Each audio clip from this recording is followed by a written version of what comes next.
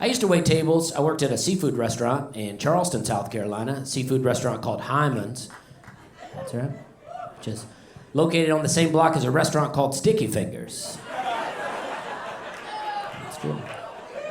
Just telling you where it's at, and not everyone knows what a hymen is, and that's okay. I didn't know what it was for a long time, but if you don't know, just go home tonight, look that up. Enjoy that joke on your own time. Just saying, it's a tight joke, and okay, that is too far, and I'm sorry about it. Just don't forget, we're having a good time. There'll be times when you're like, I'm not sure if we're having a good time anymore, but I'll be here to let you know. But I used to work there, and it's owned by a family with the last name Hymen, and I was working in there one day, and this lady said to me, she goes, "Oh, are you one of the Hymens?" I was like, "Yeah, because they named me Dusty Hymen." You know what I mean? I'm the oldest one, and no one will touch me.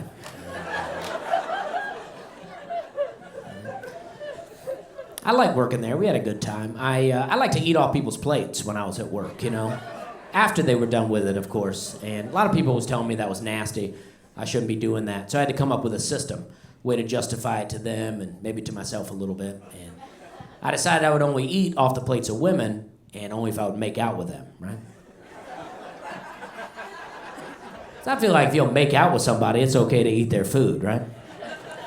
But then there was a lot of food coming to the back that I wanted to eat off the plates of guys. So I had to ask myself, would the girl that I would make out with this guy? And the answer is yeah, because I like crab cakes, you know what I mean?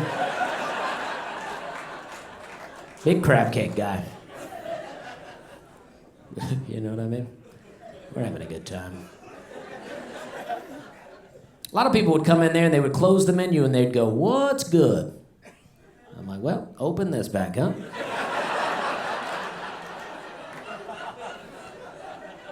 It's all inside here. Call this the food menu, and we like to think it's all good. A lot of people would come into the seafood restaurant and they would say, "I just want you to know, I'm not much of a seafood eater."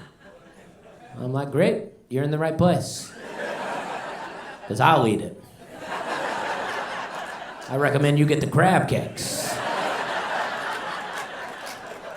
Having a good time.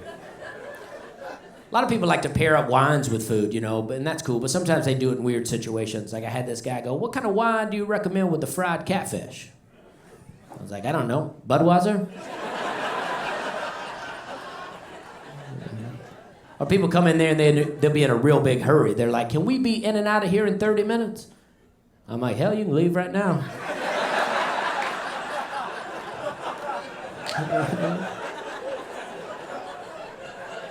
Don't let me hold you up. You got stuff to do, I hear you.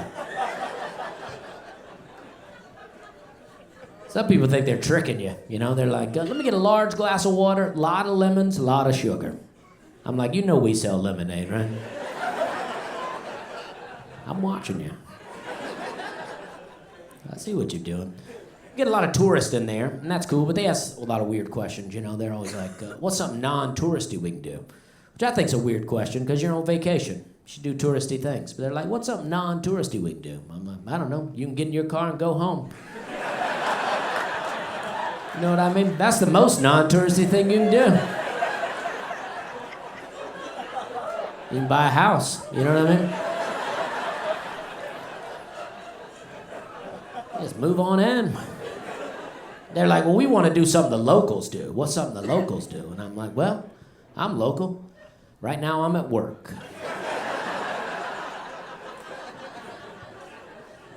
Guess I can get you a job. Hell, you can take my shift. We'll do something the tourists do.